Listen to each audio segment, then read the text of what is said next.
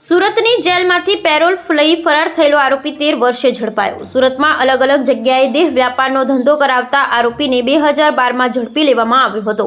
ત્યારબાદ કાચા કામના આરોપીને લાજપોર જેલમાં ધકેલી દેવામાં આવ્યો હતો, જ્યાંથી દીકરાની બીમારીના સારવારના નામે રજા લઈ પેરોલ પર નીકળ્યા બાદ ફરાર થઈ ગયો હતો। ત્યારબાદ 13 વર્ષથી નાસ્તો ફરતો હતો। જોકે પોલીસે આરોપીને ઝડપી લઈ કાયદેસરની કાર્યવાહી હાથ ધરી છે। પકડાયેલ આરોપી ઘોડદોડ રોડ અધીશ્વર પાર્ક ખાતે રહેતો હતો। તે વખતે તે અન્ય તેના સાગરીત જિગ્નેશ પારેખ તથા અંકિતની સાથે મળી સુરત રેલવે સ્ટેશન નજીક આવેલ અલગ અલગ હોટલમાં ચોરી છુપીથી કૂઠણખાનું ચલાવતો હતો।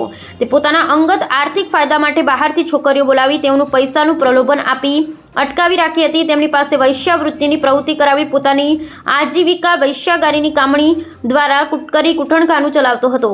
દરમિયાન તારીખ 22/4/2012ના રોજ દિલ્હી ગેટ બેલ્જિયમ ટાવર પાસે આવેલા જાપાન માર્કેટના 7મા માળે પોલીસ માણસો દ્વારા રેડ કરી હાલ પકડાયેલ આરોપી અને તેના સાગરીતોને પકડી પાડવામાં આવેલ હતા, જે ગુનામાં તેઓ લાજપોર જેલમાં કાચા કામના કેદી તરીકે કસ્ટડીમાં હતા। તે વખતે તેણે પોતાની દીકરીની સારવાર કરવા માટે 10 દિવસના વચગાળાની રજા ઉપર જેલમાંથી બહાર આવ્યો હતો।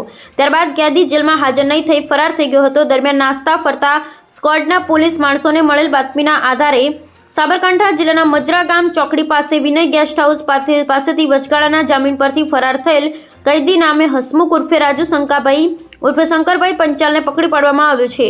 આરોપી મૈદરપુરા પોલીસ સ્ટેશનમાં the immoral traffic prevention act 1956ની કાયદાની કલમ 3, 4, 5, 6, 7 મુજબના ગુનામાં લાજપોર મધ્યસ્થ જેલમાં કાચા કામના કેદી તરીકે સજા મેળવી હતી। Bureau report Sunil Ganjawala, Surat.